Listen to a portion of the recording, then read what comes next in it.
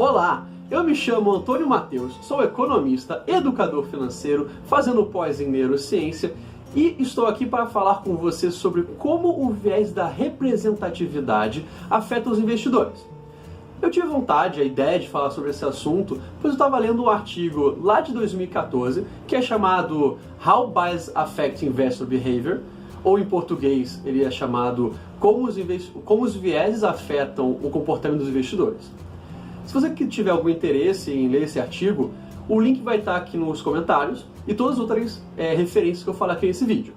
Então, recentemente eu li esse artigo de 2014 e eu vou comentar como que ele aborda o viés da representatividade. Como todo artigo sobre economia comportamental, ele começa explicando aquilo que eu já falei aqui 1000 vezes. O comportamento do investidor geralmente não é lógico e perfeitamente racional.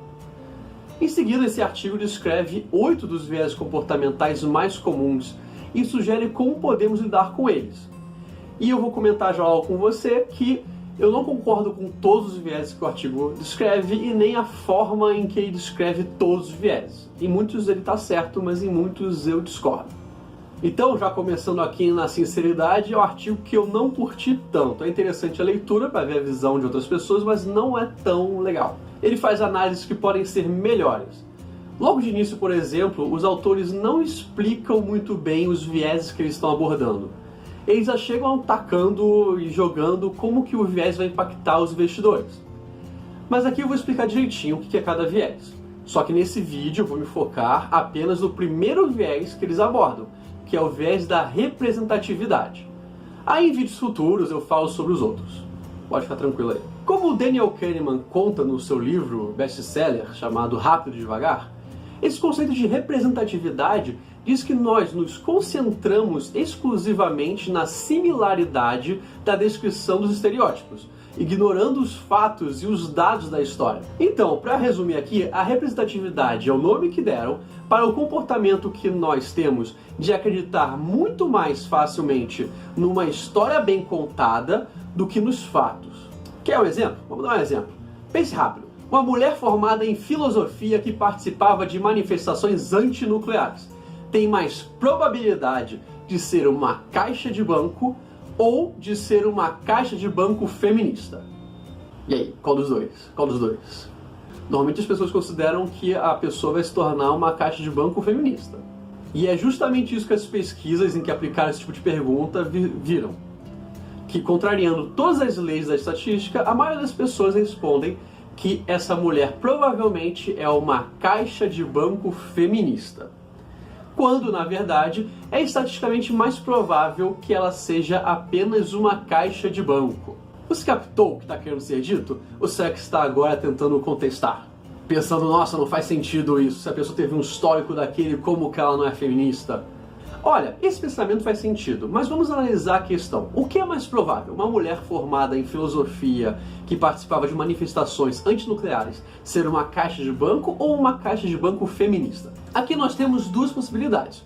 Uma delas é ser apenas caixa de banco. Apenas isso. Imagine que esse círculo é uma área de probabilidade disso acontecer. Outra possibilidade da questão é ela ser uma caixa de banco feminista, que são duas coisas ao mesmo tempo. Então teríamos aqui mais um círculo que representa a probabilidade de ser feminista. E a interseção representa a probabilidade da pessoa ser caixa de banco e feminista. Entendeu? A probabilidade da pessoa ser caixa de banco sempre será maior do que a probabilidade da pessoa ser caixa de banco e mais alguma coisa. Eu podia falar qualquer coisa aqui, que a pessoa, o que é mais provável, ser caixa de banco ou ser caixa de banco e paraquedista, ou ser caixa de banco e ser destra. A opção de ser apenas caixa de banco é sempre maior, porque é apenas uma coisa, a probabilidade dela aumenta estatisticamente. E o que a economia comportamental quer dizer aqui?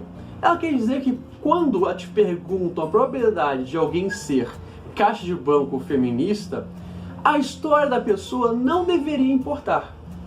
Mas, como nós somos seres humanos repletos de vieses comportamentais, a história acaba sendo o mais importante.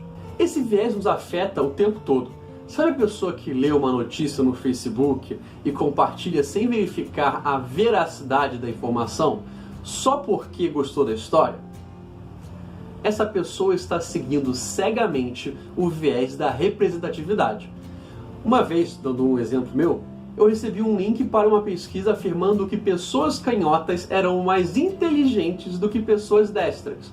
Quando eu fui verificar de onde estavam tirando isso, eu vi que não tinha pesquisa nenhuma. Era simplesmente um compilado de pessoas canhotas que ficaram famosas por serem inteligentes. Sei lá, o Albert Einstein era canhoto, que seja. Aí quando alguém canhoto lia o título da notícia, gostava da história e compartilhava sem ver a fonte. Isso parece até bobo, mas sabe o que nasceu desse comportamento em que compartilhamos publicações sensacionalistas no Facebook e WhatsApp só pelo título ou só porque gostamos da história, ao invés da gente ler tudo e verificar se a informação é verdadeira? Isso aí, fake news, a famosa fake news. Uma das razões dela existir é o viés da representatividade. Isso é muito importante para mim porque eu odeio fake news. Odeio. Não faça fake news. Leia as fontes antes de compartilhar. Bem, agora depois disso tudo, como que a representatividade afeta os investidores? Segundo o artigo que mencionei no início, ela faz com que os investidores rotulem o investimento como bom ou ruim apenas com base em seu desempenho recente. Ou seja, com base na história passada dele.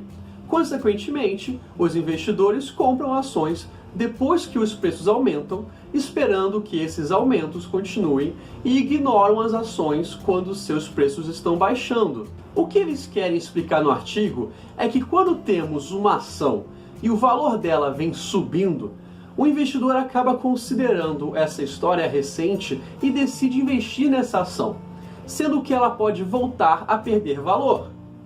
Olha, é certo que não devemos apenas ver o valor da ação num passado recente para decidir a estratégia de investimento. Isso realmente é uma péssima forma de investir. Mas a análise do artigo sobre como o viés da representatividade afeta os investidores foi insuficiente, eu considero insuficiente. Então, para completar o raciocínio, eu vou usar um outro artigo que chama-se Comportamentos dos Investidores, do Homo econômicos ao Homo pragmáticos. Você vê como é que os títulos são incríveis na área de economia, né? Muito bom. Esse artigo é muito legal, que ele foi publicado em 2009 por brasileiros, é um artigo nacional. E lá também é explicado que quando vão avaliar suas decisões, os investidores utilizam regras intuitivas de probabilidade, ou seja, vieses, que não seguem a lógica da estatística científica. E não apenas isso, o viés da representatividade resulta na confiança exagerada na opinião de apenas uma pessoa. Basta ela contar uma boa história. Ou seja, essa questão da opinião em apenas uma pessoa, com uma história bem contada, é muito importante para entender aqui.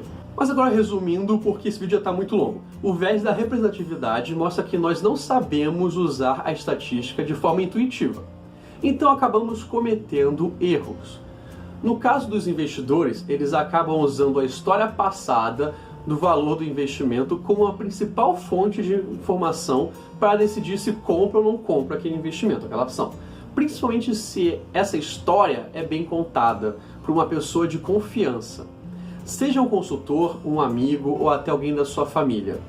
Então esse viés faz com que o investidor procure duas formas de entender se compra ou não compra uma ação, um investimento. Ele olha para o valor passado dela, que não é a melhor maneira de você ver se vai render ou não no futuro, é só uma proxy.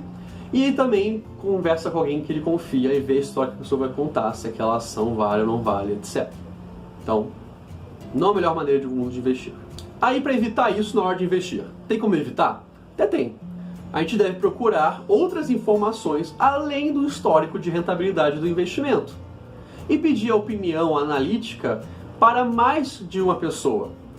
É isso, basicamente isso. Você vê outra coisa além do histórico. O histórico é legal você ver também, mas ver outra coisa além do valor histórico do que investimento e pede informação para mais de uma pessoa, para você não ficar viesado em só uma ideia. É basicamente isso. Então curte aí. Para mais sobre economia comportamental, se inscreve, compartilha. E fica ligado nos próximos vídeos que vai ter mais. É isso aí, muito obrigado. Adeus.